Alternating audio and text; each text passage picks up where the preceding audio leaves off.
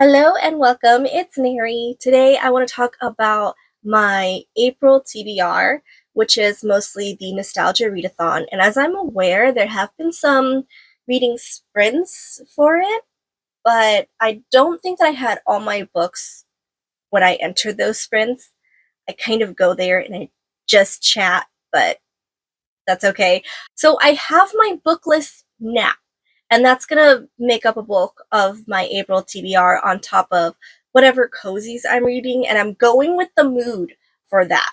I have my iPad because I want to make sure that I get these prompts correctly because they're in teeny tiny little text, and this is easier for me since I am not wearing my contacts or my glasses in this video. So the Nostalgia Readathon is really fun. I didn't purchase all of these books.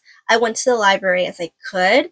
I do have a few copies and we're going to talk about them. I'm just worried that some things did not age well at all. And I'm gonna tell you why. But first, let's get to these prompts. I used a random bingo generator. Needless to say, I did not win with this card, but I was able to fill the prompts okay, and I didn't want to cheat. For readathons, I love to cheat and get everything kind of in one book because I have a prompt that's a book about a group.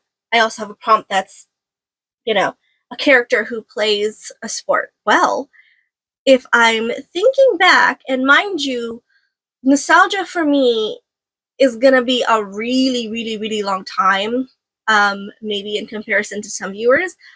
I turned 30 this year. So if I'm thinking back, I'm thinking maybe middle school towards high school.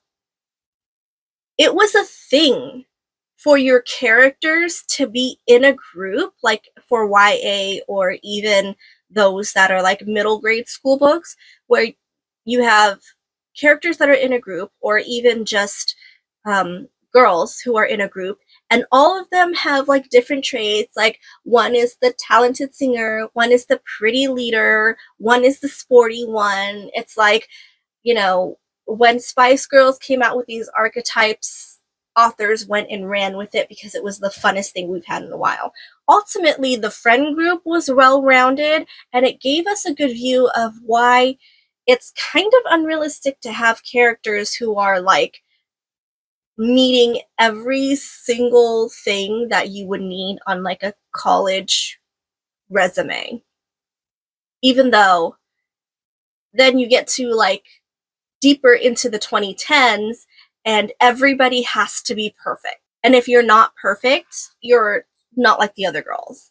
And that's relatable. It's nostalgic, but I do hope that we've kind of graduated from something like that. So the first number generated was B1. Awesome. I look really cute for this nostalgic video, even though I didn't plan this. This was shining at me in my closet, and I was like, so, okay, B1, read a book about a group. I chose The Sisterhood of the Traveling Pants because that was one that I saw in my younger years, and then they had a movie, but I never read it, and I was like, am I missing out on anything? I'm still reading it. It's in the audiobook format, and almost immediately in the introduction, we get the stereotype of, oh, you think if, there's a dog in Korea, they're gonna eat it. This is what I mean by not aging well. I had to pause the book for a minute and go, it's a sign of the times. It's a sign of the times. Is it though? Is it though? But that also kind of reminds me of a conversation I had with my group of friends a long time ago, because one of our friends who is Armenian asked about Asian American culture or whatever, and I guess the topic of these kind of jokes came up where you would say Asians eat, a dog or whatever. And a good number of my Asian friends in that group, pretty much the bulk of them, have grown up in largely Asian communities. I am an outlier in that.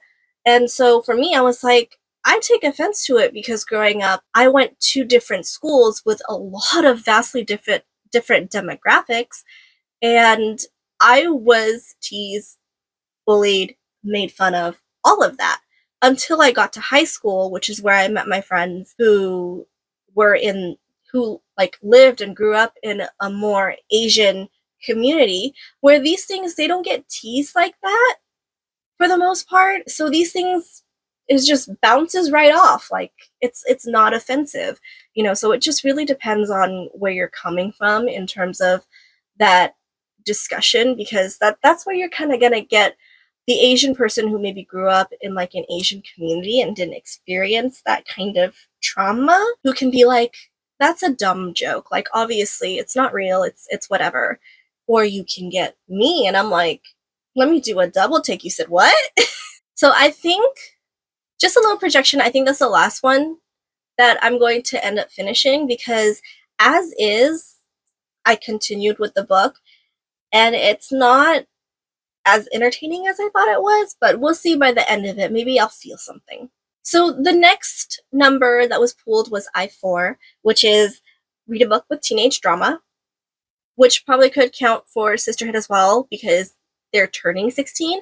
But again, I didn't want to cheat, so what I chose was symptoms of being human.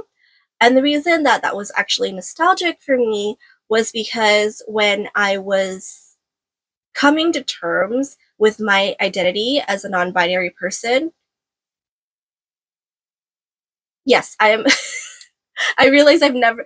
I'm not like I forgot. Is that the correct term? No, I realize I've never come out on this channel as a non-binary person, and also the concept of coming out is really kind of tiring because it never really like stops happening in a way.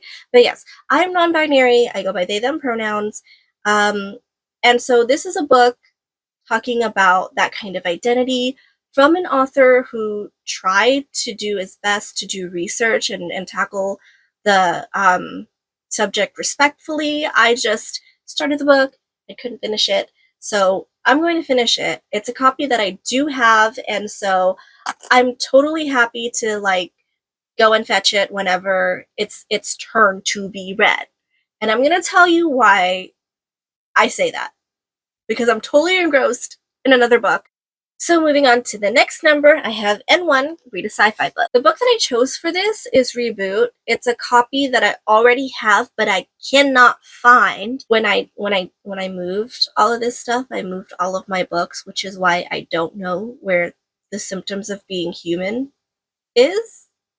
I will find it, but Reboot is as well a copy that I own. It's something that I bought a long time ago. I don't know when I bought it, but at this time, let me see.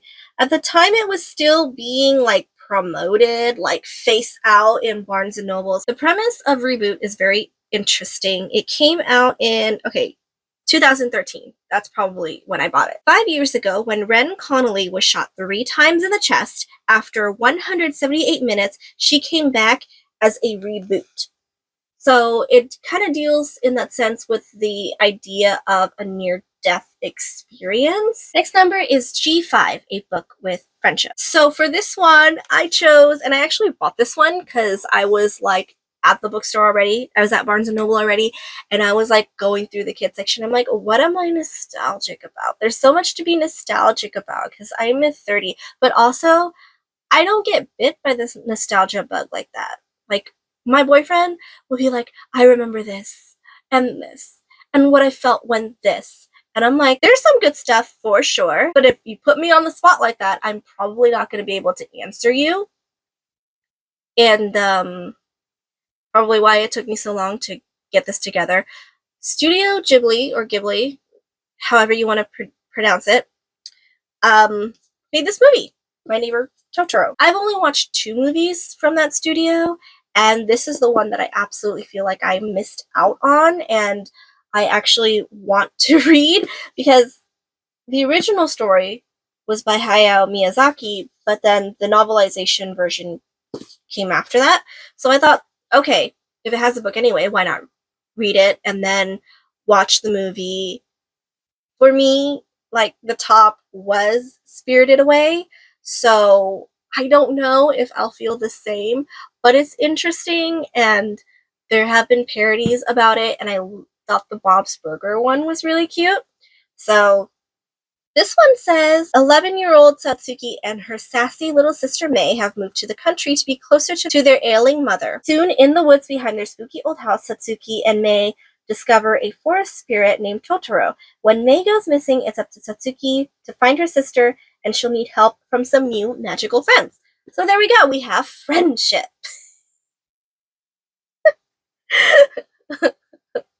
I say it like I couldn't find any other book, but I actually had a really hard time making a list for this without cheating. I guess I could have just read Lacey Harrison again, because I really enjoyed that in middle school, but I also wanted to explore books that I hadn't read before. And finally, 05 brings us to bingo, but not quite.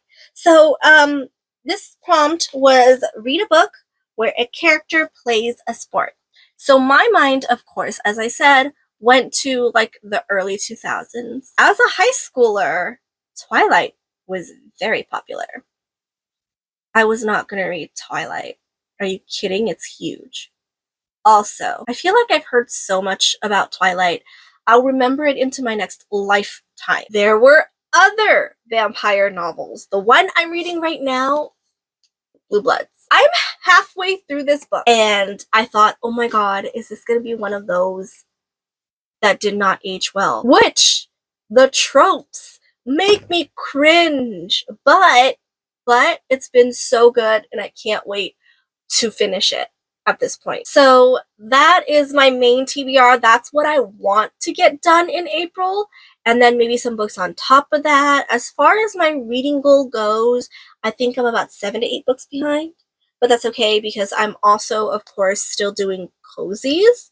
So that's going to average me about 4 books a month anyway, so we'll see how that goes. There are also like a lot of other people doing this readathon, and now I'm wondering if anybody has a winning ticket, if it was chosen randomly. Let me know. So if you watched this far, thank you so much, and I will see you in the next video.